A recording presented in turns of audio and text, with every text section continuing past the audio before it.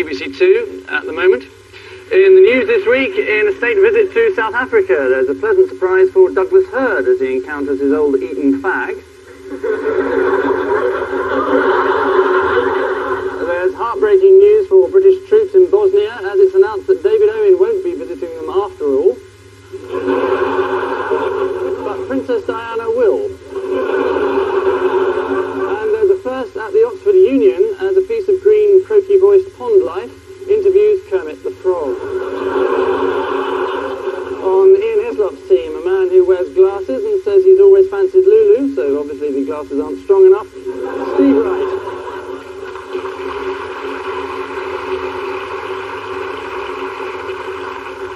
And with Paul Merton tonight, an actor who puts the varied nature of his career down to the fact that he gets bored quickly, so if Paul's sitting next to an empty chair in 10 minutes, you'll understand why. Alan Cumming.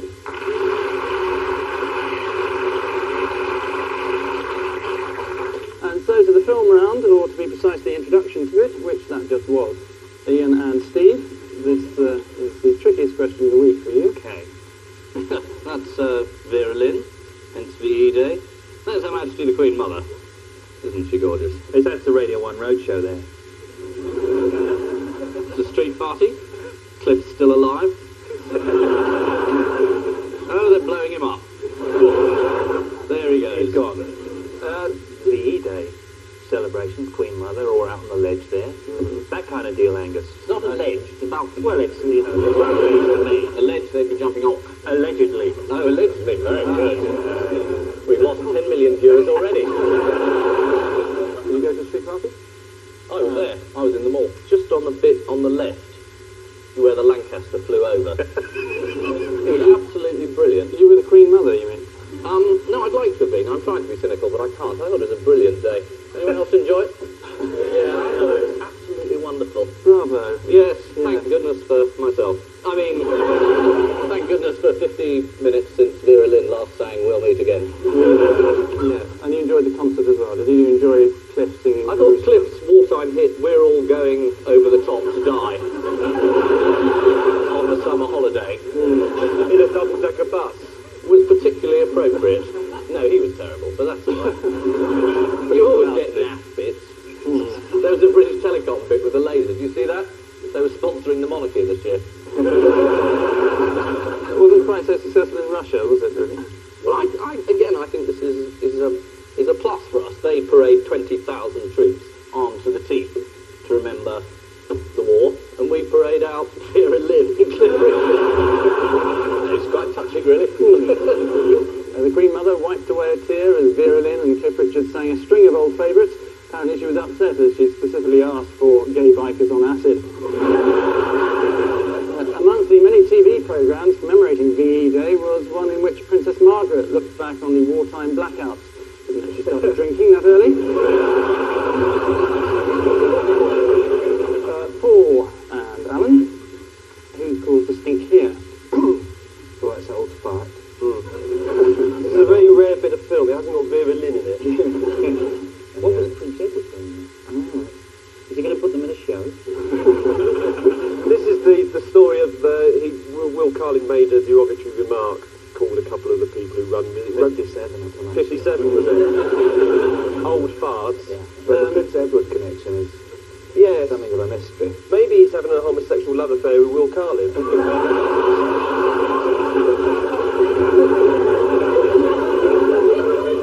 I posed it as a question rather than a statement. Yes, I know. On the grounds that it might now stay in the programme. I'm glad you said that, though, Paul. So am I. Because it sounded just like me, and if somebody else had said it, it'd been very confusing. It would have been very weird. I was at a party just recently. You were there as well, actually.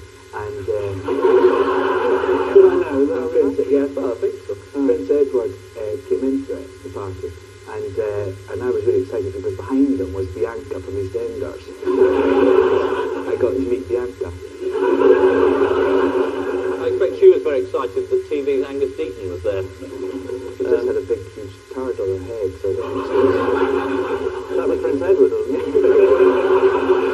we digress. It's a great night, that one. Yes, well, I thoroughly enjoyed it. Where was this party? Just out of interest. BBC. At the BBC? Glad to see the licence payers' money isn't being wasted anyway. Yes, it is. It is the sacking and almost immediate reinstatement of England rugby captain Will Carling for referring to the game's administrators as 57 old farts. Carling has long believed that rugby could benefit from commercial sponsorship. In fact, he's already rumoured to have received a large cheque from Heinz Limited. Before the recent Rugby Cup final, the 60,000 crowd was heard shouting, "Carling, Carling, Carling." It just turned out the bar had opened early. Ian and Steve, what's going down here? My goodness, that is a Radio 1 roadshow. That wasn't Vera Lynn, was it? Oh, that is. No, I don't know these people. There's Saddam Hussein at the back there. Oh, I know who that is. That's the radio. The radio. Who were those people? Well, one was Emma Freud. Well spotted, good. Another one was me. Right. Which one was Mr. Angry at being sacked? None of them, none of them. No, none of them, no.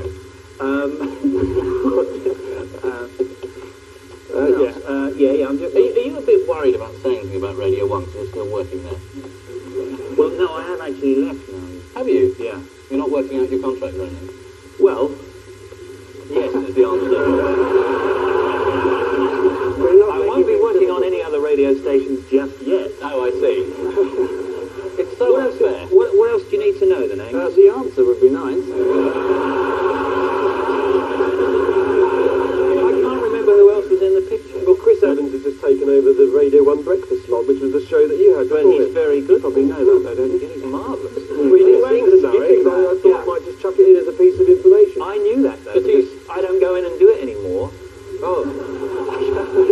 Did they tell you beforehand, or did you just turn up and there he was saying, "Go away"? No, I kind of... Go away, loser. That wasn't like that, was it? No, I kind of said to them, perhaps I might not do this anymore. And they agreed with you?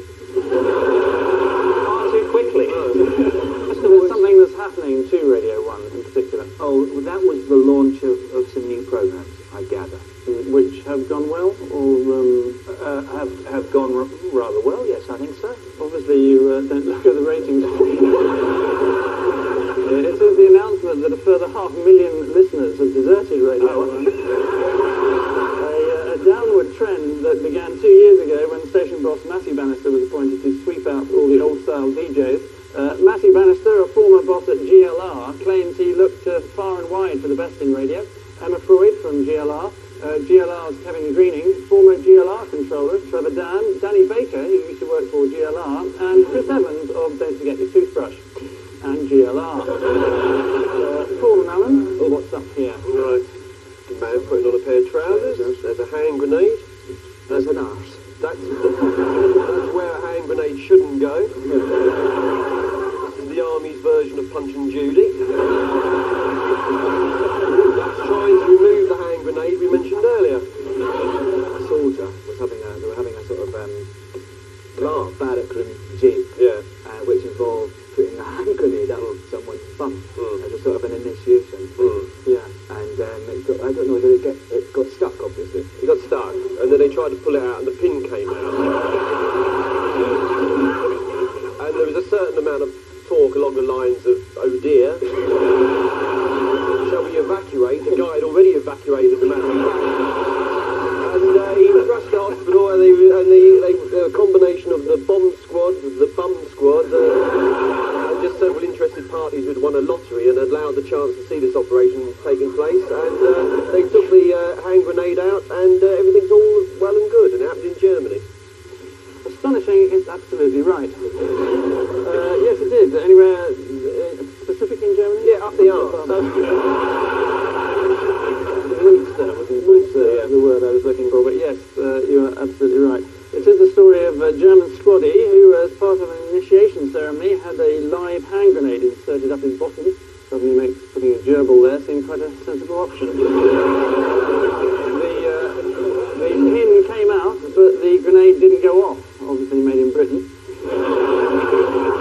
And our first look at the scores shows that both teams have gained 4 more points than the Tories gained councils in last week's election.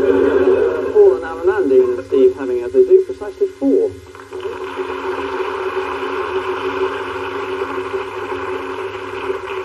Round 2 now is a brand new round devised in honour of Alan Cumming's early career as a Photo Love magazine star, featuring, as it does, photographs posed by models which purport to illustrate a news story. For example, this was the Sunday Express's illustration of how the intervention of social services has caused family rifts.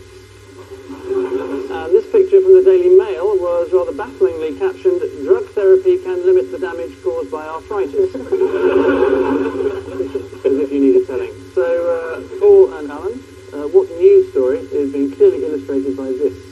This is actually an incident, I think, in the World Snooker Championship, isn't it? That guy there's a snooker player. He was playing Ronnie O'Sullivan, my tip for the top, incidentally. Right.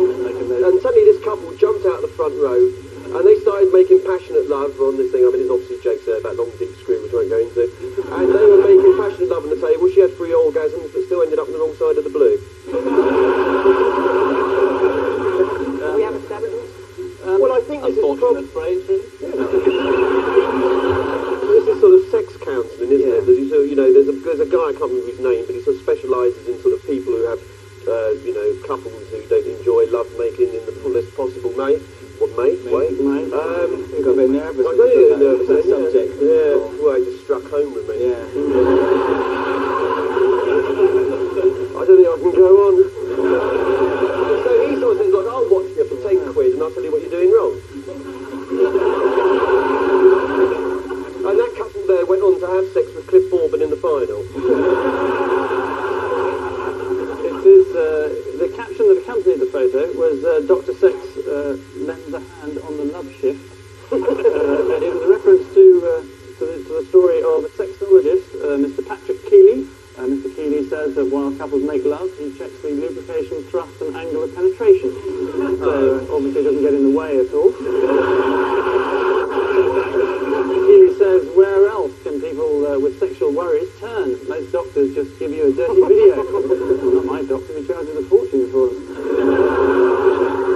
Ian and Steve, this is your perfect illustration. What's the story? Well, it's obviously someone saying, where's the bald bloke? No. And is it to illustrate that love making is impossible once rigor mortis sets in? Well, it's not strictly impossible. No. She looks disgusted.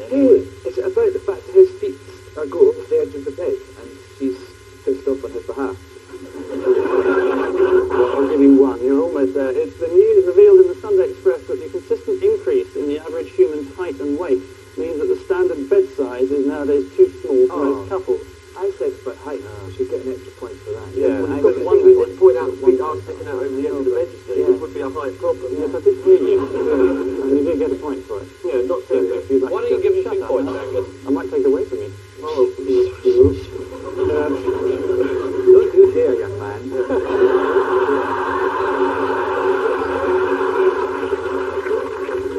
You make that especially for the programme. Yeah, I made this one as well. They're having a single out together now. Are they? Yeah. This is the video.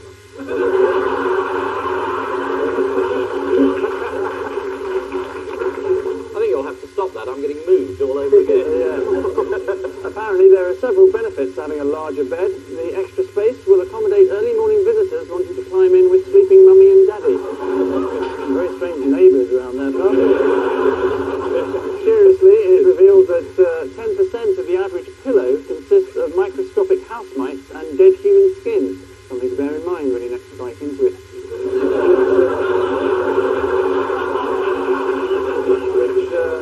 Bedroom pass pulls the curtain on this tragic scene, and the dilemma being that, Ian and Steve have but 4, whereas Paul and Alan bask in the glory of an enormous 7.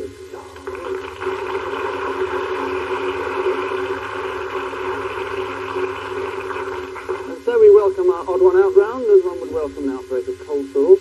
For privates on parade, which one contains the grenade? Paul, your famous leaders of men are Adolf Hitler, Captain Kirk, Alan Clark MP, and Linda McCartney's dog.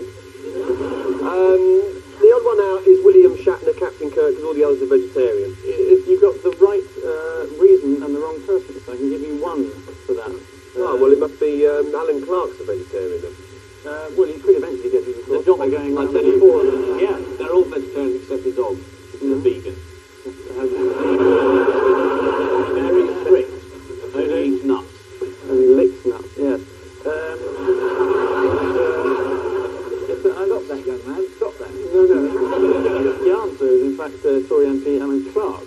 said. Yes, but you said it after you'd given me the wrong answer. Well, the first one was just a guess. So what does Shatner eat that makes him so large in his Klingons. corset? You've met William Shatner, haven't you? Yeah, I didn't like him. Oh. I would guess that he might be wearing a wig. That would be my guess. What about Wogan then? No, definitely not. Really? No. What about Paul Merton? Difficult to say from this angle. No, I don't think so. Would anyone buy a wig that looked like that?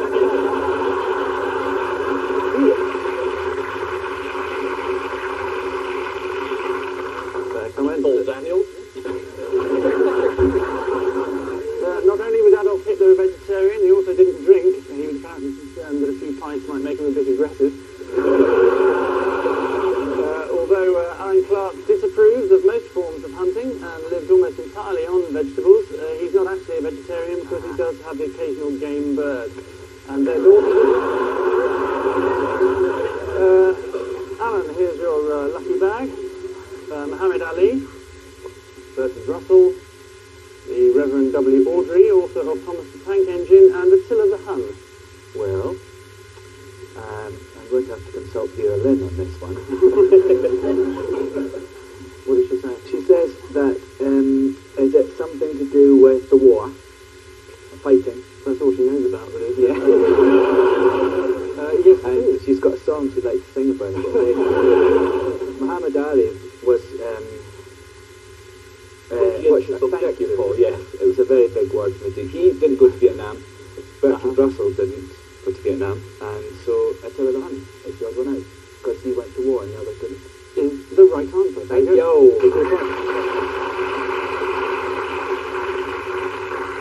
Yes, the answer is that all of them were conscientious objectors, with the exception of Attila the Hun. However, if any of his Huns had a philosophical objection to war, they were allowed a non-combative role, impaled on a large wooden spike outside his tent. Steve, here are your 4 Hellraisers. Slash out of Guns N' Roses, Axl Rose out of Guns N' Roses, Tony Blair out of the Labour Party, and Transport Minister Stephen Norris. There is a picture of Tony Blair that I saw in the papers recently, and he looks such a muppet in it, of him as a rock star. So I think this could be that these 3 play guitar. He doesn't look like a guitarist. Looks like a singer. So they might play guitar as well. Axl Rose is the only one whose name is an anagram of all sex.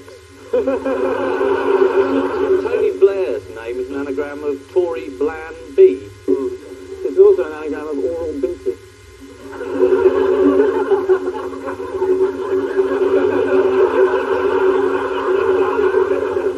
I'm not quite sure what Oral Binty means. Good though. Anagram of it, yes. And slash is the same if you read it back or front, apart from the L. It's not. It's a near palindrome. Yeah. That's what we call it. A near palindrome. A near Or a palindrome. word, as we call it. The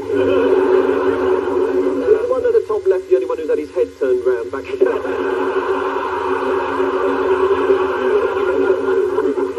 Durrell is the odd one out anyway, because he's not in the picture. Yes, exactly. That's Stephen Norris. That's what I mean. It's Stephen Norris. I'll give you one because he was sort of on the way there. The answer is that all of them have at some stage played lead guitar in a rock band. That's what he said. That's straight away. That's 2 points. However, with the exception of Axl Rose, That's what he said. who is of course the singer. And that's what I said. Yes, he did say Yes, you did. But not all of Just us. between us, we got the answer right. I think you actually picked Stephen Dorrell as the odd one out. Yes, who isn't even there. In fact, Axl Rose isn't Axl Rose's real name. It is an anagram of oral sex, as Paul pointed out, his real name being Joe Blob.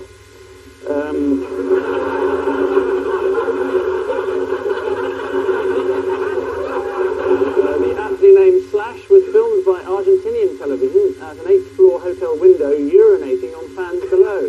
That was on the popular Argentine TV show You've Been Pissed On. Transport Minister Stephen Norris, famous for keeping 5 mistresses on the go at once, used to play the guitar. Curiously, he went to school with Paul McCartney and George Harrison, and so could have become a rock star, but unfortunately his lifestyle was too debauched. And finally, in this round, Ian, your fine upstanding citizens are David Mellor, Jonathan Aitken, John Peters, and Werner von Braun. Werner von Braun was fairly right-wing, being a Nazi. Probably not as right-wing as Aitken.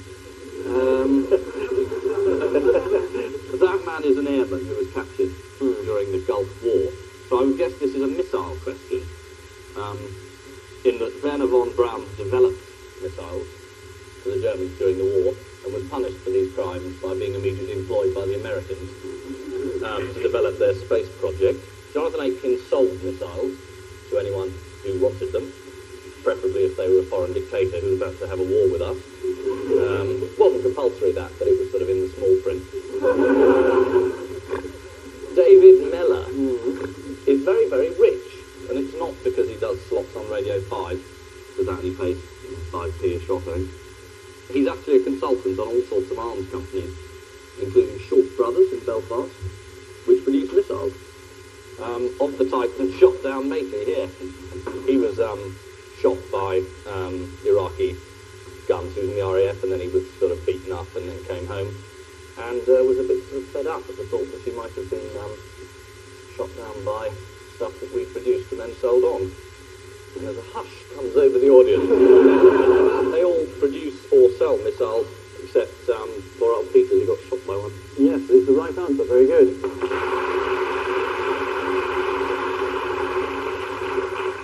But he's a laugh, David Mellor, isn't he? No. So I gather, yes.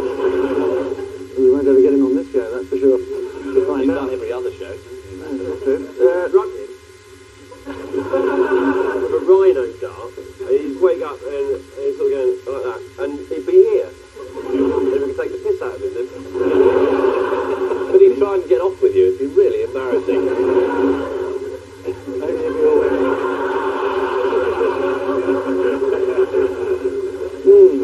Short Brothers, as Ian mentioned, one of the 4 arms companies that David Mellor works for, sold blowpipe anti-aircraft missiles to Iraq, which subsequently shot down British pilots during the Gulf War. And if you want to ask Mellor about this, the number of his football phone-in on Radio 5 is 0345 909 693. John Peters said after his experiences, war isn't glamorous.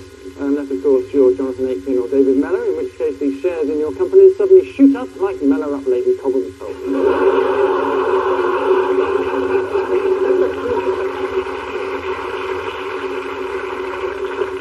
All of which money for old Ruth triggers the end of this third round, and as you can plainly see, Ian and Steve are down but not out with 7, whereas Paul and Alan are home but not dry with 10.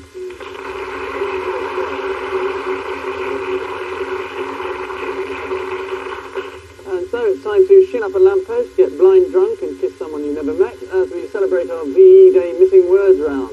Our guest publications this week, from which all the headlines are taken, are The Times and The Observer of this week in 1945. What in enemy's rear? Hand grenades. Not hand grenades this time, no. Noel Coward. War in enemy's rear is in fact the right answer. Next, puddings are more nourishing made with what? Mustard gas. Water. Cardboard. Joanna Lumley's bra. This is 1945, Steve. Film developed early. That's right. Eggs is the right answer. God, this is a highbrow quiz, isn't it? Next, there'll always be a what? An Indian restaurant within 200 yards of the cinema. There'll always be England. A German first in the pool? Pool was right. There'll always be a swimming pool. Popular wartime pity. There'll always be a swimming pool. No, a black pool is the right answer. Next, Himmler's disguise. What? Fool's blind date audience. He was number 2, he got picked, went for a week in Benidorm. It's not true. Queen Mother confesses.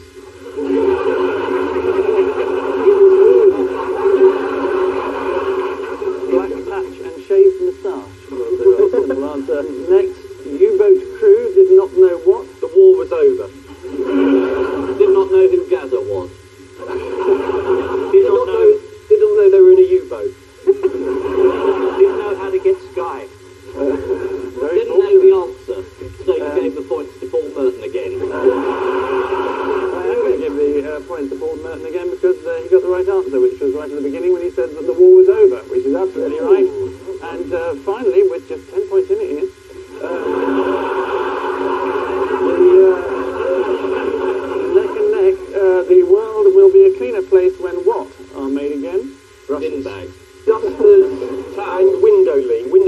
banned during the war because instead of because it's ideal material for making aeroplanes, windoline. Yeah, absolutely ideal. So instead of cleaning windows, it's like, don't clean your windows, missus. That could be a hurricane bomber. It could be, except the Hurricane was a fighter. Oh, I'm sorry. Oh, as if they were making planes out of windoline. I didn't make it apart. Oh, what a fool I've been. I'm going to have to give it to you. Goblin cleaners is the particular maker. Is that a specific job?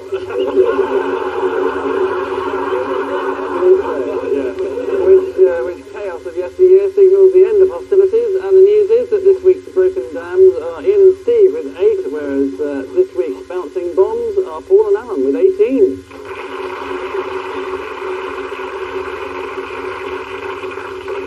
So the collected speeches of Winston Churchill to our losers, the royalties from the collected speeches of Winston Churchill to his grandson. And I leave you with news that at Buckingham Palace there's a little clearing up to do in the morning after Princess Margaret gets back late from a VE Day party.